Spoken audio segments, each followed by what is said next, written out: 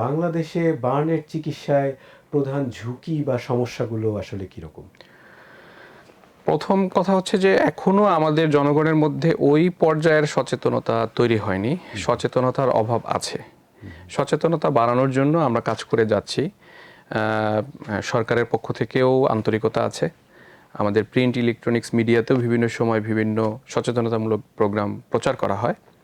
তারপরেও ওই জায়গায় একটা ঘাটতি আছে এবং আমাদের জায়গা থেকে বার্ন প্লাস্টিক সার্জারি ডিপার্টমেন্ট যে সমস্ত হাসপাতালে আছে সে সমস্ত হাসপাতালে আসলে যেই পরিমাণ বার্ন রোগী সেই তুলনায় বেডের সংখ্যা কম। তো এইখানে একটা চ্যালেঞ্জ হচ্ছে যে আমাদের বেডের সংখ্যা বাড়ানো, একই সাথে শুধু বেড বাড়ালেই না, বেডের সাথে জনশক্তির ব্যাপার, জনশক্তির একটা ব্যাপার আছে। মানে ওখানে দক্ষ নার্স, দক্ষ চিকিৎসক এবং লজিস্টিক সাপোর্ট লাগে, কারণ বার্নের ড্রেসিং, বার্নের চিকিৎসা কিন্তু অন্যান্য চিকিৎসার থেকে একটু ডিফারেন্ট এবং এখানে ড্রেসিং ম্যাটেরিয়াল থেকে শুরু করে সব কিছুই আলাদা এবং বেশি দরকার হয়। সেই সাপোর্টগুলো সরকার দিয়ে যাচ্ছে, কিন্তু আরও দরকার।